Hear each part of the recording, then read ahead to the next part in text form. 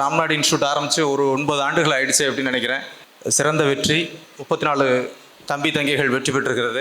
ராமநாதபுரம் மண்ணுக்கான ஒரு சிறப்பு என்ன அப்படின்னா, அந்த யூனிஃபார்ம் சர்வீஸ் மேலே உள்ள கிரேஸ். எப்போவுமே காவல்துறை பணிகளாகட்டும், மிலிட்ரி ஆகட்டும், தூத்துக்குடி, திருநெல்வேலி இதை கம்பேர் பண்ணுறப்போ ராமநாதபுரம் மாவட்டத்தில் ஸ்ட்ரென்த் ரொம்ப அதிகமாக இருக்கும். காவல்துறை பணிகள்லையும் பார்த்தீங்கன்னா இராணுவத்துலேயும் சரி, நிறைய இராணுவத்தில் இருப்பாங்க அல்லது காவல்துறையில் இருப்பாங்க. தேசப்பணி ஆற்ற போகிறதுக்கு ரொம்ப ஆர்வமான மக்கள் உள்ள மாவட்டம் ராமநாதபுரம் மாவட்டம். ஸோ குரூப் 4 மட்டும் இல்லாமல் சப் இன்ஸ்பெக்டர் எக்ஸாம்லேயும் ராம்நாடு பிரான்ச் யூனிட்டை பொறுத்தவரைக்கும் பார்த்தீங்கன்னா 40க்கும் மேற்பட்ட மாணவர்கள் இங்கே பாஸ் பண்ணாங்க. ஒரு 40 கிராமங்களுக்கு இங்கே உள்ள அகாடமி மூலமாக ஒரு சப் இன்ஸ்பெக்டர் கிடைக்கிறாங்க. ஒரு நல்ல அரசு பணி என்பது நிச்சயமாக அந்த நபரை மட்டுமல்லாது அவர்களுடைய குடும்பத்தையும் அவர்கள் சார்ந்த சமூகத்தையும் அந்த கிராமத்தையும் மேம்படுத்துவதற்கான ஒரு வழி. இதை நல்லா புரிஞ்சுக்கிட்டோம் அப்படின்னா இந்த அரசு பணியுடைய முக்கியத்துவம் எல்லாருக்கும் நிச்சயமாக தெரியும். ராமநாதபுரத்தை பொறுத்தவரைக்கும் ரொம்ப முக்கியமான விஷயம், ஒரு சட்டம் ஒழுங்கையே கையாளக்கூடிய அதிகாரம் பெற்றவர்களாக நீங்கள் இருக்க போகிறீங்க.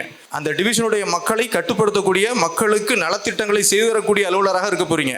உங்களுடைய வாழ்க்கையின் வரலாறை நீங்கள் தான் எழுத வேண்டும். உங்கள் வாழ்க்கையில் எப்படி போகணுன்றதை நீங்கள் தான் முடிவு பண்ணணும். அதற்கான வழிகாட்டல், அதற்கான பயிற்சி உங்கள் நலன் விரும்பியாக இருக்கலாம், உங்களுக்கான வழிகாட்டி நிறுவனமாக இருக்கலாம். அதை சரியாக பிடிச்சிக்கங்க. அது என்ன பண்ணும், உங்களை வெற்றியை நோக்கி அழைத்து செல்லும்.